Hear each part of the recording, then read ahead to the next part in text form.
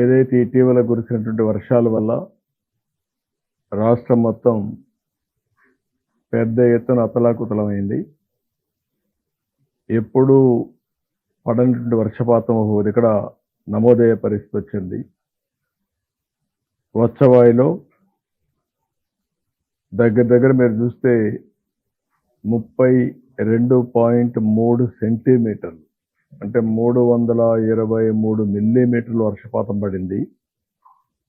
జగ్గయ్యపేటలో 261 మిల్లీమీటర్లు అంటే 27 సెంటీమీటర్లు వర్షపాతం పడింది.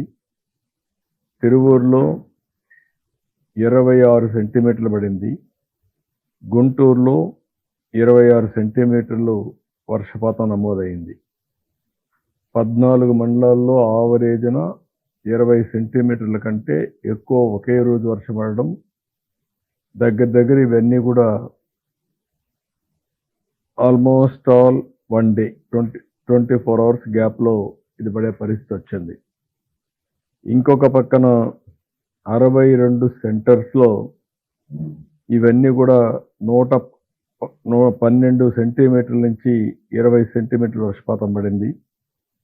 94 స్టేషన్స్లో 14 జిల్లాల్లో 7 నుంచి 12 సెంటీమీటర్ల వర్షపాతం.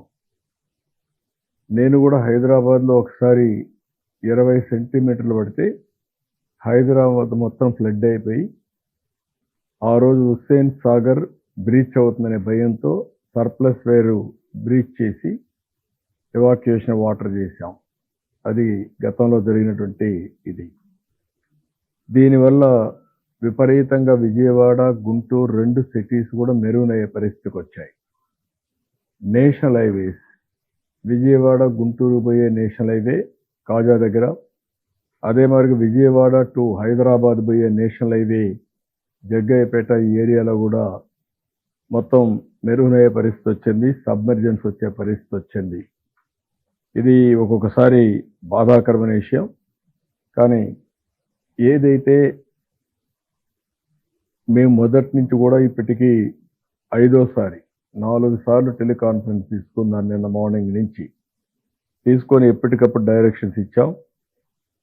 చీఫ్ సెక్రటరీ, అదే మరి రెవెన్యూ సెక్రటరీ, అదే మరి కమిషనర్, రిలీఫ్ మినిస్టర్, మన యొక్క డిజాస్టర్ మేనేజ్మెంట్ యొక్క మినిస్టర్ లలిత గారు, వీళ్ళందరూ కంట్రోల్ రూమ్లో ఉండి ఇక్కడి నుంచి మానిటర్ చేశారు. ఈ మానిటర్ చేసిన దానివల్ల చాలా వరకు డెత్లు కంట్రోల్ చేయగలిగాం.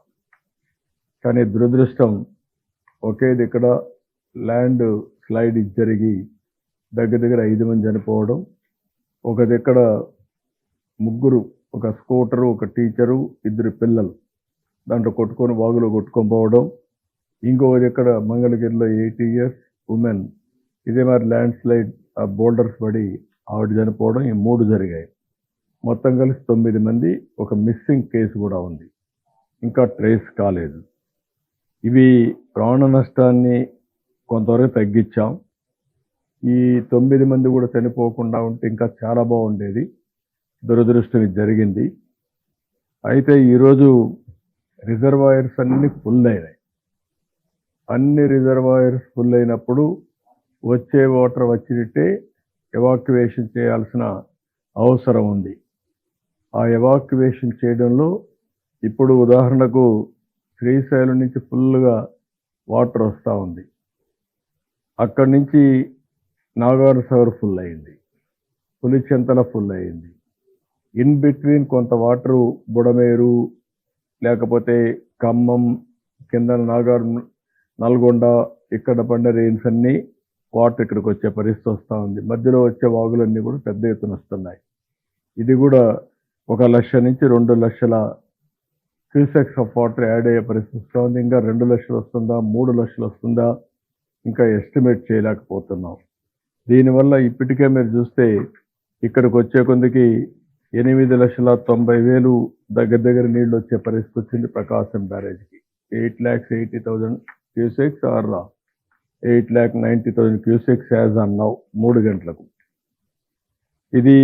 దీనివల్ల కూడా ఇంకా రేపటికి 10 లక్షలు కానీ 10.5 కానీ వచ్చే అవకాశం ఉంది. కొన్ని దిక్కల వీక్ బండ్స్ ఉన్నాయి, కొన్ని చిన్న చిన్న సమస్యలు ఉన్నాయి. అదే మరిగా బుడమేరు దగ్గర ఏదైతే వీటీపీఎస్ ఉందో అక్కడ కూడా నీళ్ళన్నీ వచ్చి వీటీపీఎస్ వర్క్ కూడా ఆగిపోయి, జనరేషన్ ఆఫ్ పవర్ ఆగిపోయింది. అక్కడి నుంచి డైవర్షన్ తీసుకునే వాటరు నేరుగా కొల్లేరు సదస్సు పోవాల్సిన వాటర్ కూడా పోకుండా విజయవాడ పైన పడే పరిస్థితి వచ్చింది. ఇప్పటికే సబ్మెర్జెన్స్లో ఉంది. బుడమేరు యొక్క బ్రీచ్ వల్ల కూడా మళ్ళీ నీళ్లు వస్తున్నాయి. ఇప్పుడు అక్కడికి పోవాలన్నా మాకు పాయింట్ కూడా లేదని చెప్పి ఇరిగేషన్ డిపార్ట్మెంటు గండి పూడ్చడానికి కూడా వీలు కాకుండా ఉంది. దానికి కూడా అన్ని ప్రయత్నాలు చేస్తున్నాం. అదే మరి ప్రకాశం బ్యారేజ్ కిందన ఏదైతే 10 లక్షలు 10.5 లక్షలు క్యూసెక్స్ ఆఫ్ వాటర్ వచ్చినప్పుడు వీక్ బండ్స్ ఉన్నాయి. అవి శాండ్ బస్తాలు అవన్నీ పెట్టి ఏమేం చేయాలనో అవన్నీ రీఎన్ఫోర్స్ చేస్తున్నాం. కలెక్టర్స్ని అప్రమత్తం చేశాం. వారికి కూడా అప్రమత్తం చేసి ఎంతవరకు సురక్షితమైన ప్రాంతాలు పంపించాలో పంపిస్తాం. అదే మరిగా బండ్స్ని కూడా ఎంతవరకు స్ట్రెంగ్తెన్ చేయాలనో స్ట్రెంగ్తెన్ చేస్తాం. ప్రజలకు కూడా ఒకటే అప్పీల్ చేస్తున్నాం, మీరు కూడా భాగస్వాములు కండి. ఇది మీ ప్రభుత్వం. అన్ని విషయాల్లో కూడా శ్రద్ధ తీసుకున్నాం. మేము మనుషుల్ని చనిపోనీయకుండా వీలైనంత ప్రాణ నష్టాన్ని కాపాడాం, పశువుల నష్టాన్ని కాపాడాం. అదే మరిగా ఇప్పుడు లేటెస్ట్ మనం చూస్తే ఆస్తులు కూడా బాగా, పంటలు కూడా డ్యామేజ్ అయ్యే పరిస్థితికి వచ్చాయి. అవి కూడా చూసినప్పుడు మనకు దగ్గర దగ్గర క్రాప్స్ అన్నీ 1,11,259 హెక్టార్లు అగ్రికల్చర్ పంటలు దెబ్బతిన్నాయి. హార్టికల్చర్ అయితే 7,360 హెక్టార్లు దెబ్బతినింది. అదే మరి పెదకాకాని 1 సమ్మర్ స్టోరేజ్ దెబ్బతినింది. ఇవి కాకుండా రోడ్లు పెద్ద ఎత్తున బ్రీచ్ అయినాయి. ఇవి కాకుండా ఇంకొక పక్కన చూస్తే ట్రైన్స్ కూడా 2-3 ట్రైన్స్ ఆగిపోయినాయి. అక్కడ కూడా రీహాబిలిటేషన్ కానీ వాళ్ళకి ఫుడ్ కానీ ఇవన్నీ అరేంజ్ చేస్తున్నాం.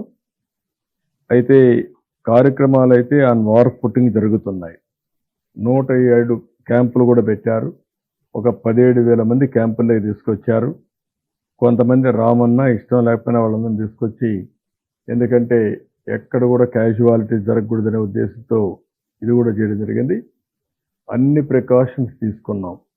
ఇది అయిన తర్వాత ఇప్పుడు పంటలు ఎక్కడ దెబ్బతినకుండా ఎక్కడ వీలైతే అక్కడ బోట్స్ కావాలంటే బోట్స్ అన్ని ఒక 8 మోటరైజ్డ్ బోట్స్ పంపించాం. 2 చాపర్లు కూడా పనిచేస్తున్నాయి. ఇవన్నీ కూడా పర్ఫెక్ట్గా కోఆర్డినేట్ చేసి మొత్తం ఎక్కడికక్కడ తీసుకోవాల్సిన అన్ని చర్యలు తీసుకొని కంట్రోల్ చేస్తున్నాం. నాకు ఈ విషయంలో, ఎందుకంటే ఎప్పుడు కూడా తెలుగుదేశం ప్రభుత్వం ఉన్నప్పుడు, ఎన్డీఏ ప్రభుత్వం ఉన్నప్పుడు అన్ని విధాల చర్యలు తీసుకుంటాం. ప్రాణ నష్టం లేకుండా కాపాడుతాం. ఆ తర్వాత రీహాబిలిటేషన్ కూడా, రెస్క్యూ అయితే చేయగలిగాం. రిలీఫ్ అయితే ఇప్పటి నుంచి ప్రారంభం అవుతుంది. రిలీఫ్ కూడా కొంత పెంచాం. పెన్షన్ రిలీఫ్ కూడా మేము అనౌన్స్ చేస్తాం. 25 కేజీలు యూనిఫామ్గా అందరికి ఇవ్వడానికి, 1 KG dal, 1 KG sugar, 1 KG